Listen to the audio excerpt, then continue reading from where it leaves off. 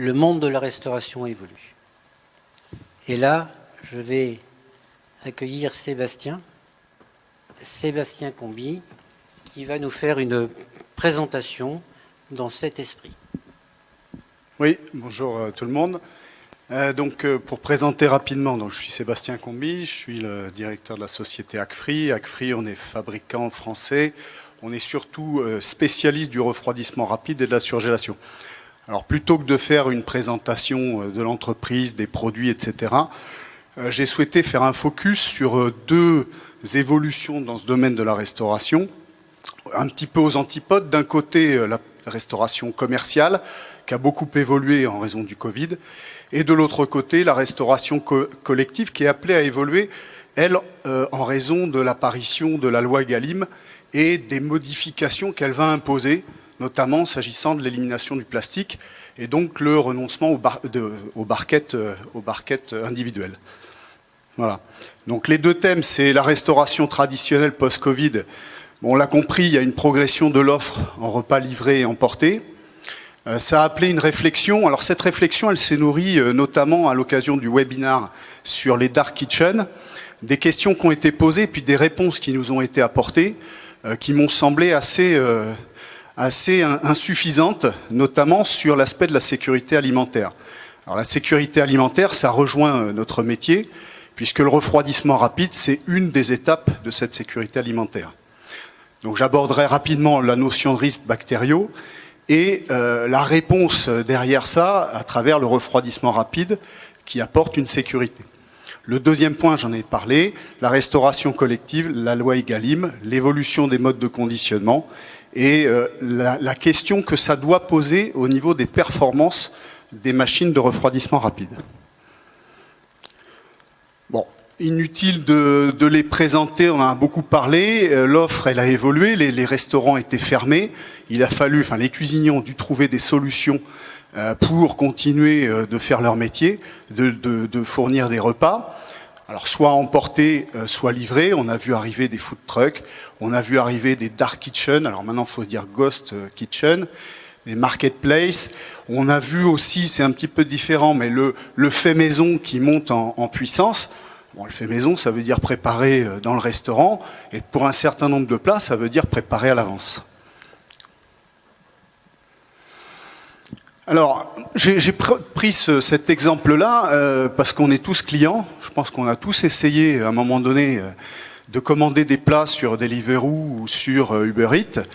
Et à mon avis, on a fait tous le même constat, c'est-à-dire que lorsqu'on nous livre un repas, en particulier quand ce n'est pas les heures de consommation, le repas en question, il arrive tiède, sans contrôle de température, sans traçabilité. On ne sait pas combien de temps il est resté dans le coffre du scooter qui attend en bas. Donc, je pense qu'à ce niveau-là, il y a des questions qui se posent auxquelles il faut répondre.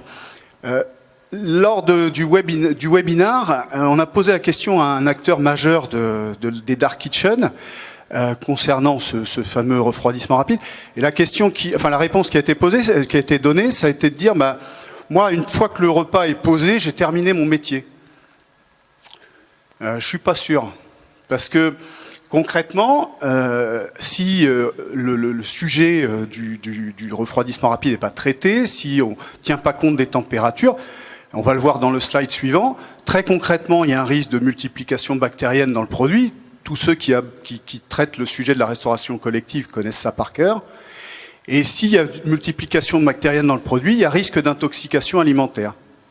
Donc un jour ou l'autre, vous aurez un client qui va avoir cette intoxication alimentaire, il y a des exemples, il y aura peut-être un grand malheur, et naturellement, comme c'est la mode en ce moment, on cherchera la chaîne de responsabilité. Donc on ira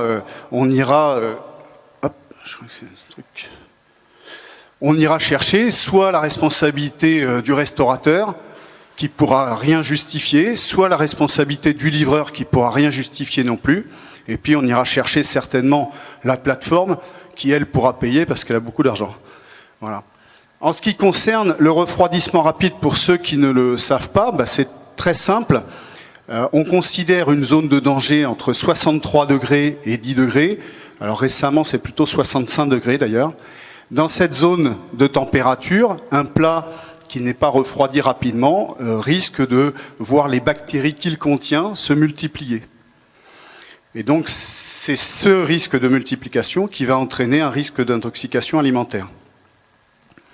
Donc ce que l'on dit effectivement, je l'ai dit juste avant, c'est si on ne respecte pas le refroidissement rapide, si on livre un produit tiède, si on prend ce risque-là, il y a un risque d'impacter en responsabilité toute la chaîne logistique.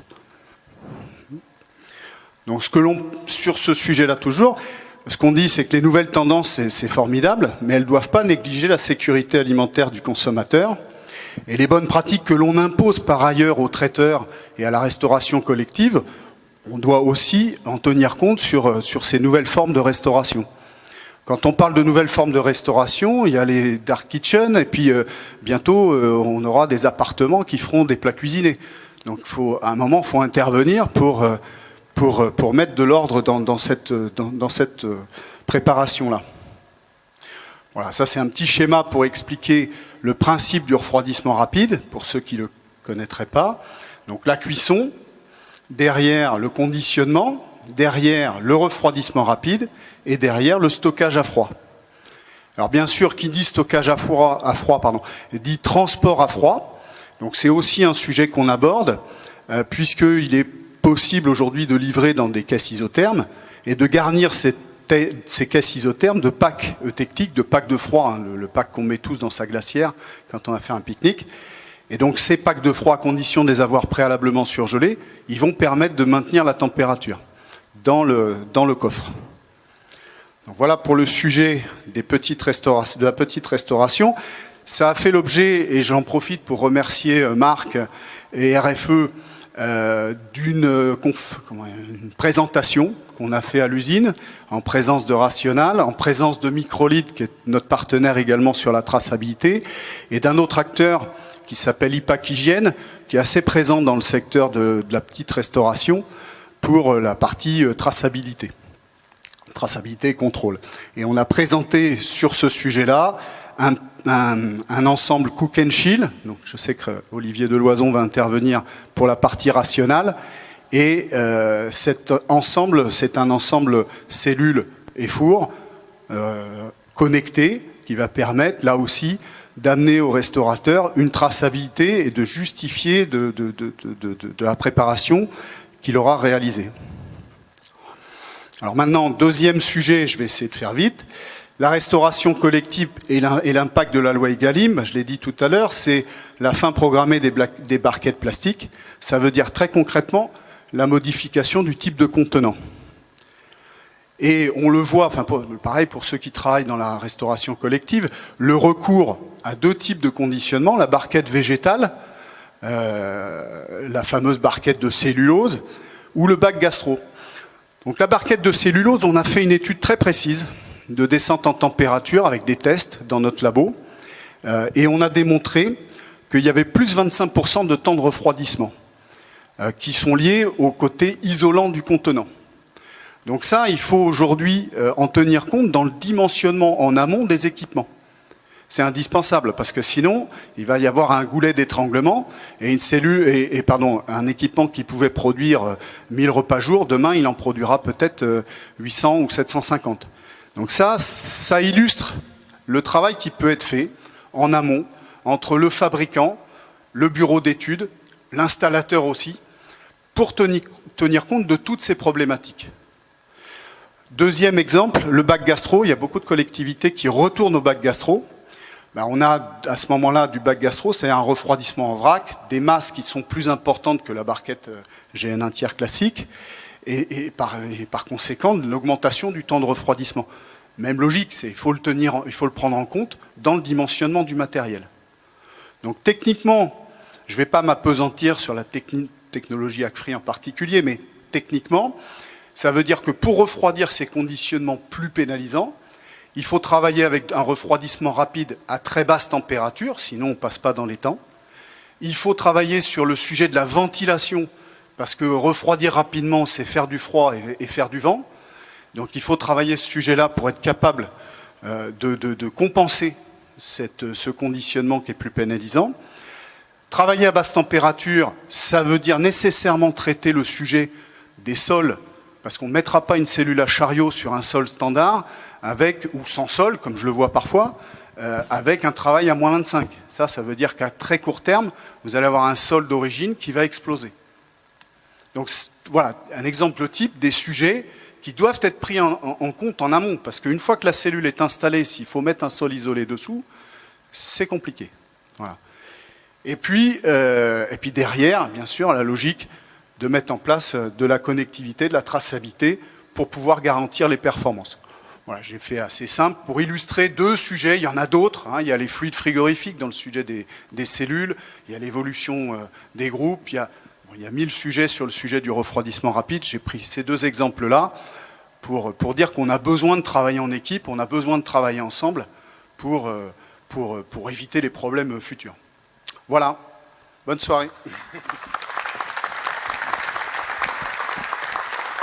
Merci Sébastien. Là, au travers de ta présentation, on se rend bien compte quel rôle, nous tous, quel rôle important nous avons dans la sécurité alimentaire. Parce que la nourriture, c'est quelque chose qui peut être dangereux si c'est mal fait.